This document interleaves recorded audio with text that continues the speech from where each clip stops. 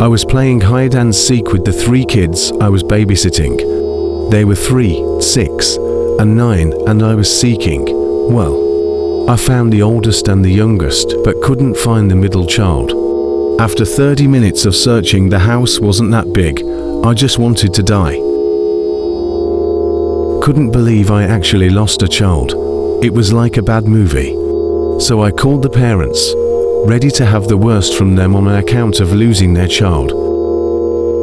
I told them what happened while I'm scared shitless, and they laughed and said, "Did you specify the boundaries?" Turns out the smart-ass middle child hid in a bush in their neighbor's front yard, a place that she had hidden in before, which is how the parents knew about it, because I didn't specify the damn boundaries of hide and seek. Even though the parents weren't mad, I still have nightmares about that. Next story.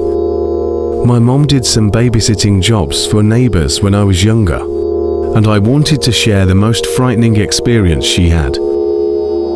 She was watching a friend's daughter, who was somewhere in the 2 to 4-year-old range. The little girl was so sweet. Even at such a young age, she didn't want to inconvenience anyone. While eating lunch, she started to choke. But every time my mom looked over at her, she would just smile big as anything. Mom eventually realized the poor girl was really choking and helped her. The poor kid would have died just to not have my mom worry.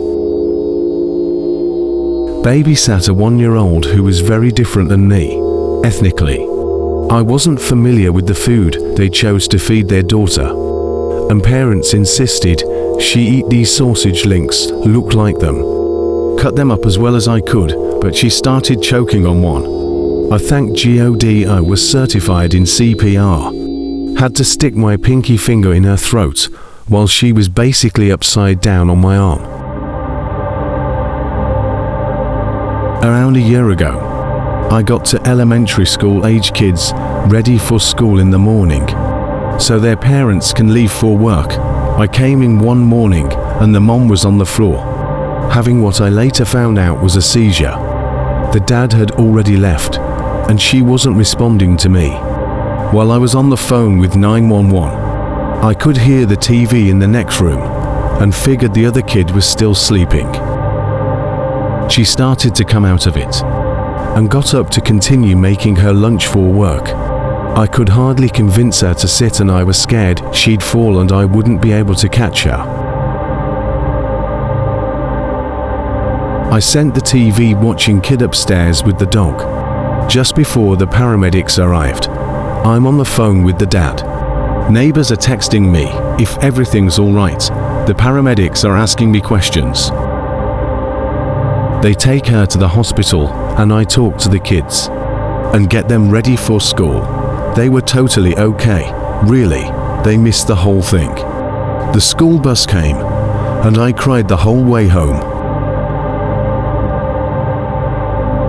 Let's begin story 3. I babysat these 2 World Terror boys that lived across the street.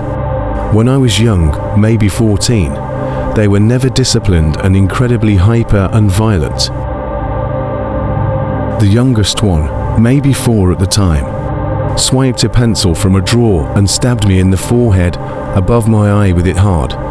The lead broke off under the skin and I couldn't get it out. It ended up getting infected and becoming extremely painful. I ended up having to have surgery and still have a scar from it. The kid's parents paid the medical bills, but never apologized. She just basically said that boys will be boys. They were awful people. I was babysitting my niece a couple of years ago. She's 6 now, so she would have been 3 then. I put her to bed, read her a story, gave her a cuddle, then went down to watch a movie and ended up falling asleep on the couch and the living room. I don't know how much later it was, but I woke up to something grabbing my ankle. My eyes shot open. I freaked the fuck out, and I shook my leg as hard as I could. Bad idea. She'd managed to unfasten her door. climb over to different baby gates, and get down the stairs without doing herself an injury. All to ask me if I could read her another story. We don't tell her mother about the time. I almost drop-kicked her daughter across the living room. Lol, now let's begin with story number 4. The kid was already sleeping for a few hours. I was watching a movie. At midnight I heard something scratching at the door. First I ignored it, got scared and checked again. Then I saw glowing eyes through the window. They had a dog and they didn't tell me. It wasn't anything crazy, but it did startle me a little bit. If you sticked around this long, a big special thanks for watching my video. I hope you enjoyed and subscribed for more content.